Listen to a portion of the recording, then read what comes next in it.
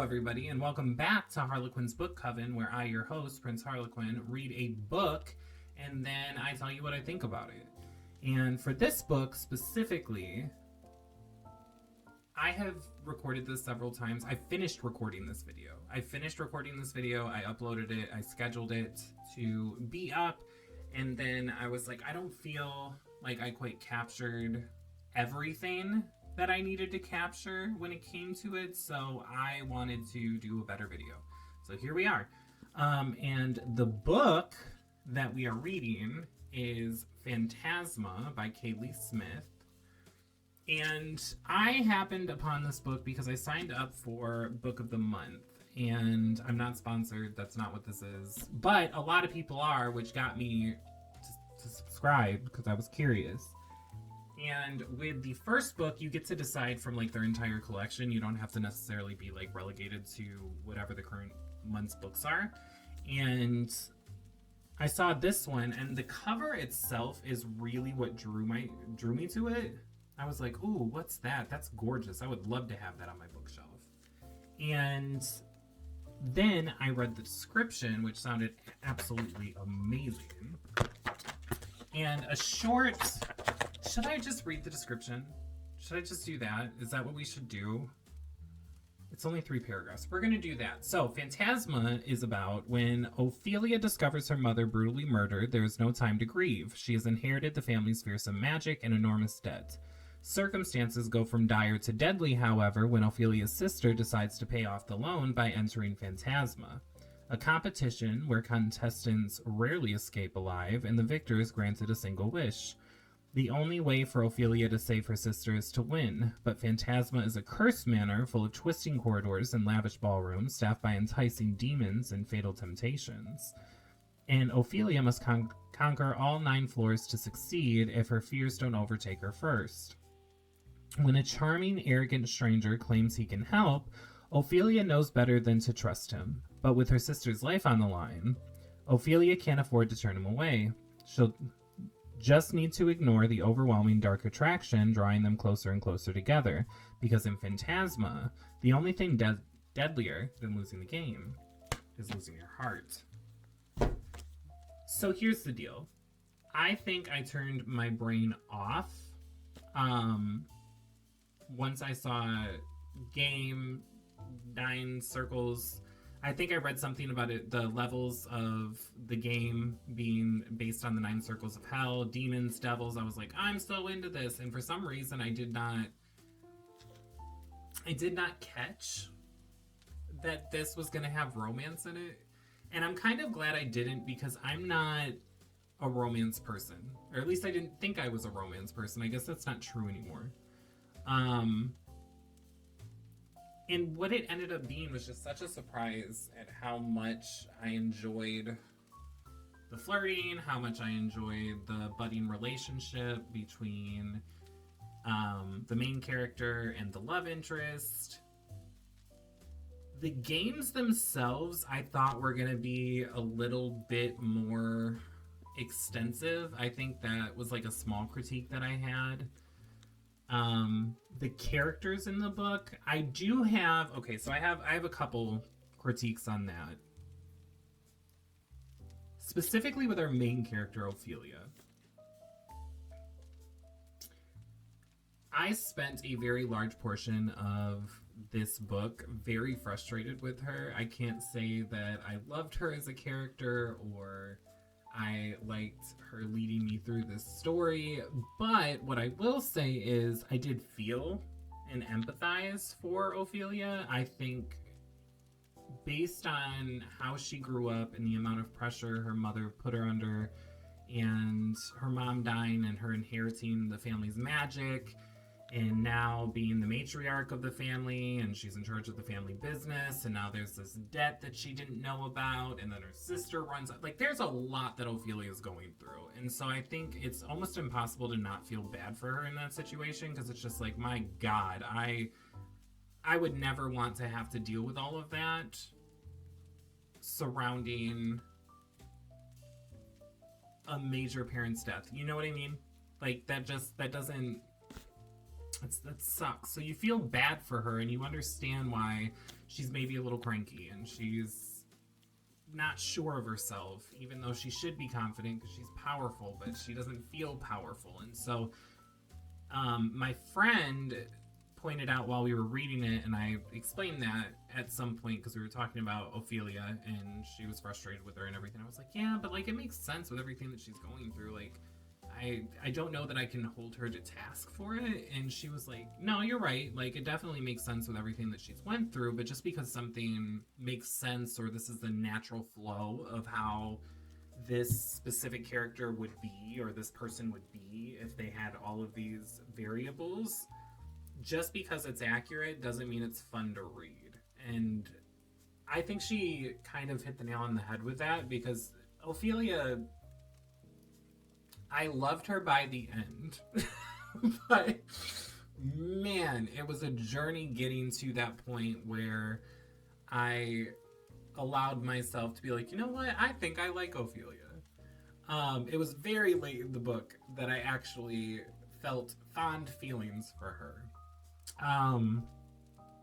That being said, I cannot go any further into this when it comes to the characters without bringing up Blackwell, because Blackwell is probably the best written character in a book that I've experienced in my entire life of reading, which, to be fair, I took like a decade off. I think the last reading hurrah I had was before 2020. And then, well, that's not a decade. It's been like 5 years. But even then, I think I read maybe like 2 or 3 books, and then I stopped reading for a while. And prior to that, it was when the Scarlet Gospels came out, and prior to that, it was like high school. So, I mean, my relationship with reading has been sporadic. This has probably been the longest, most consistent, almost feels permanent stint in reading. That being said, in all of the books that I've read in my entire life, I've never loved a character like I love Blackwell. If the rule is you cannot fall in love in Phantasma, and I am in Phantasma, and Blackwell is in Phantasma in my vicinity, and he's helping me, I'm failing that day 2. I'm gonna give myself a generous extra day, because honestly, it could be day 1, but day 2, I'm sprung. That's what it. You can't resist this man. He is dripping in charisma and sultriness and seductiveness, and he's a gentleman on top of it, and he's kind and apparently described as attractive. I imagine him gorgeous. I love Blackwell. I love Blackwell so much. And I would be remiss to not admit that if Blackwell was not in this book, I don't know that I would have loved it as much as I ended up loving it. So, tens across the board when it comes to Blackwell and his character. I need a Blackwell book, like just Blackwell, maybe Ophelia, but just Blackwell. I need like a whole prequel series of just him, because I will read it. I will read every page, because I love this fictional character. I've never fallen in love with a fictional character like I did with Blackwell. So now that I've gone on and on about him, let's move on. The side characters kind of just felt like props that were just in the book. As far as like the other contestants in Phantasma, there was a very, how do I describe it? They were just there. They were just there to be there as contestants. And they were a little two-dimensional, and when you get to the end of the book, it makes sense. Because, like, it's really, this book is not about the title, okay? It's not about Phantasma. It is kind of, but it's not It's not. That's not the focal point. That is the draw that brings you into the story, but that is not what the main focus of the book is. And I'm okay with that. I left the end of this book just wishing I could read it again for the first time. It's a crazy experience, but overall, I thought it was decently paced. It does have, I know some people are kind of like sensitive when it comes to this, or they don't like it in a book. This has several very explicit spice scenes. I love them. I thought they were amazing, especially because they contain Blackwell, but they're also integral to the story. Like, I've never...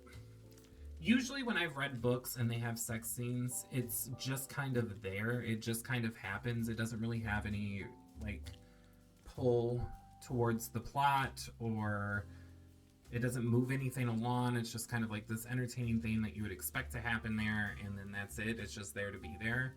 For Phantasma, because a large part of the stakes of this book is do not fall in love, the spice scenes are important, and you can feel the chemistry and the sparks and everything else that are building between Ophelia and Blackwell as the scenes progress.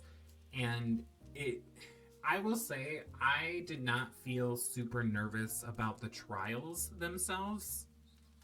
I think people couldn't make it through them. I think people would struggle very, very hard with that. I think magical creatures that have a knowledge of devils and demons and circles of hell and whatnot, I think they might have a fighting chance, but I 1000% believe that if you have a person that's helping you that knows all of the levels and how to beat them, it's basically a cheat code. So the stakes themselves in the actual games weren't super high in all of them, but every time Ophelia and Blackwell are spending time together, I'm just like, y'all are gonna fall in love, because I know you will, because I've already fallen in love with Blackwell. So, and I'm just the reader. I haven't even talked to the man in person. I don't even know what he really looks like. I know what I imagined him as, but and Ophelia just kept playing with danger. So it's just like, it was suspenseful in that sense to me. I love the story. I love the setting. I did end up loving Ophelia. I do love Blackwell. I love Blackwell from the moment he entered the story, before we knew his name, until the moment the story was over. It's 10 out of 10 character. Just perfection. Might as well call this Blackwell, because that is what people are going to take away from this, whether they like it or not. As far as the ending and the reveal and everything else, that was amazing. That the reveal, the backstory on everything, I'm trying to keep this spoiler free before I go into actual spoilers. I felt that was satisfying. It was satisfying in a way that I was surprised, but in a way that I felt I should have been able to guess it. And so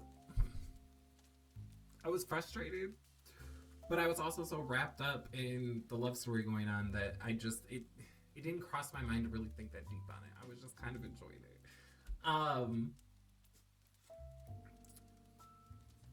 The critique I have for the ending is, I thought everything that happened... Okay, no, I'm not. I'm not going to share the critique in the spoiler-free section, because I feel like it'll just...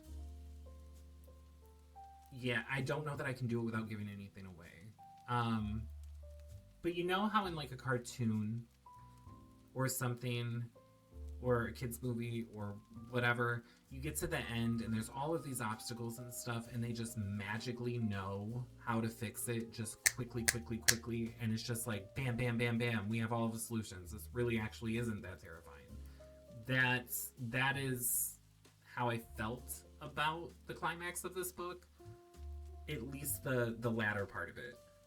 That being said, the actual ending of the book, the after the climax, the after everything, I adore it. I am hook, line, and sinker obsessed with romance novels now, specifically dark fantasy romance. Super into it. Very into it. Love it. If you have any recommendations that are similar, I would love to read them. I have already read Enchantra, so I've already read the sequel. The moment I finished Phantasma, I ordered Enchantra, and then I read Enchantra in like 3 days. I was glued. So I have already read that. I'm waiting on the third book to come out in September so that I can devour that. Very excited. And if you were thinking about reading this book, you should. You absolutely should. It's very entertaining.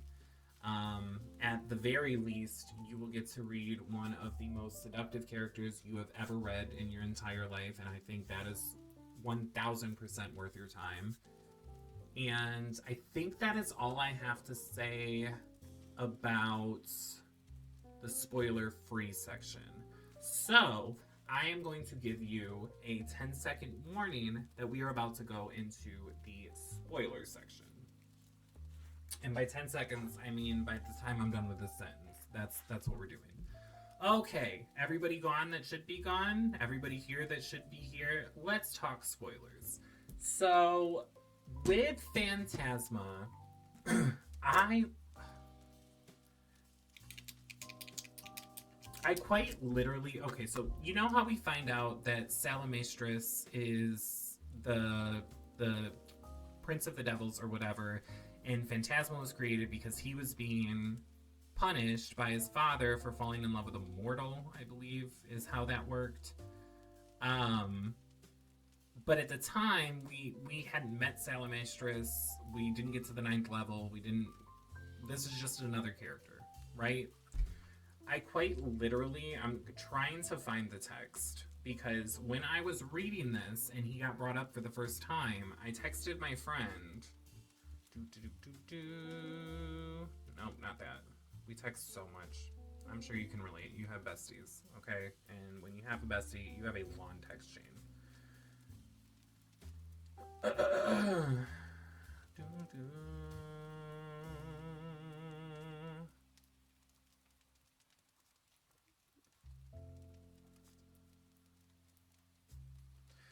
Okay, so I texted my friend, I said, I'm gonna be so real though, if she does win, she should wish for Salamastris free from the Devil Manor so all of its magic is undone. That would allow for her and Blackwell to be together without a curse, and would explain why most are not allowed to speak his name except for Sinclair's bitch ass. So, in my mind, I was like, she should just wish Salamastris free. That's what she should do. That's how she should solve it. And I need to read the ending again, because I believe that's what ends up happening, that she uses her wish to kind of like free him from this place while also giving him the locket. I didn't know I had guessed what was going to happen, but I didn't guess the ingredients. I didn't realize that Blackwell was Salamastris, or Salem, as we get to know him as. I thought it was a gag moment for me. I was like, no! Like, at first, I was like, this is not going to be a happy ending. We are totally fucked. This ship I have created in my head is about to just break, especially with how nonchalant he was at first about it. I was like, no, you can't be like the rest of them. You just can't do that to me. It's not fair. And then, once he explained everything, and it made sense, and then, you know, Ophelia confesses her feelings to him and is just like, look, I don't give a fuck. I don't give a fuck if it was real for you. It was real for me, and you changed me. You absolutely changed me, and being around you has made me feel this way. And finally understanding it, giving him the locket, even though it would kill her, I thought was so just reminiscent of like almost a Romeo and Juliet kind of like forbidden romance, where it's just like, I would rather die than just not be with you, or I would rather die so that you could live. That kind of thing. Toxic, sure. Was I eating it up? Absolutely. Why would I not? Who's not eating that up? I'm eating that up. However, when we get to the Blackwell being like, oh well, you know, you could tell me that the price for this locket is a heart to replace yours, and I'll give it to you, and that way you can live. But and then what was the next thing? It was the hearts, and then it was the. I'm thinking. That's my thinking loading screen.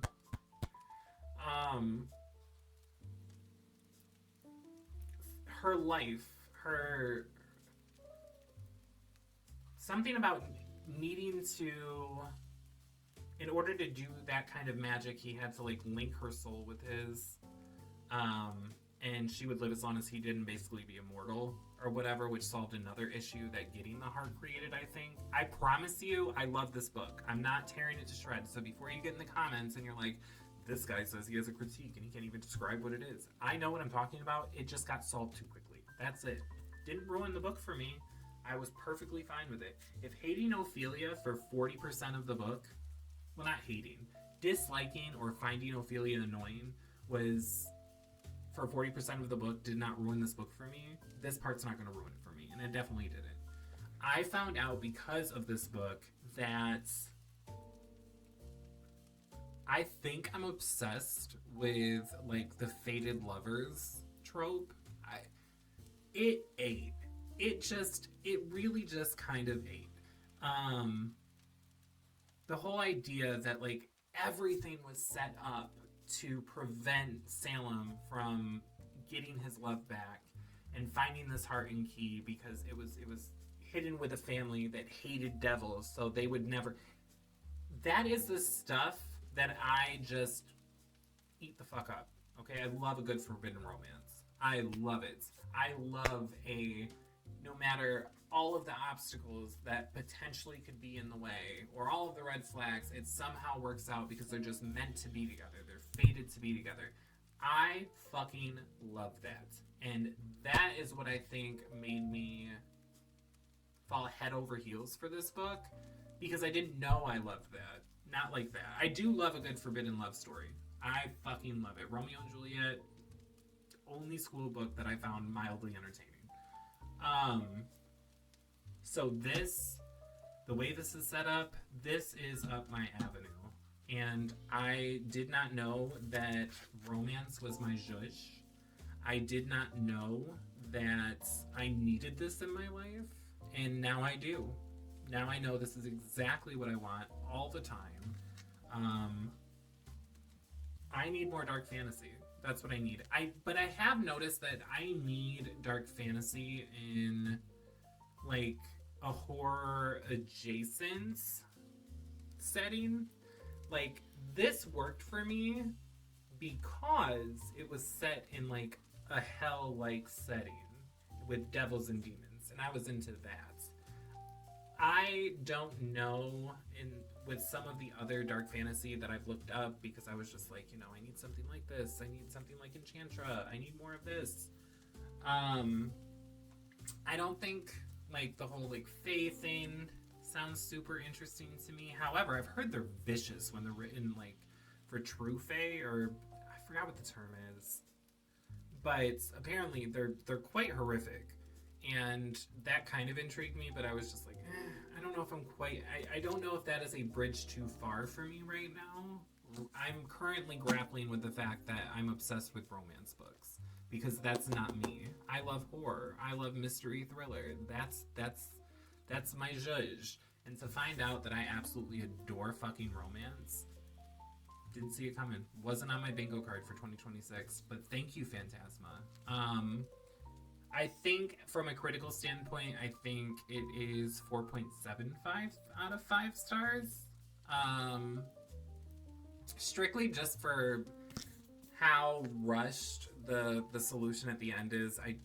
But in my soul, my personal rating that doesn't have like a critical POV, it would be a 5-star book.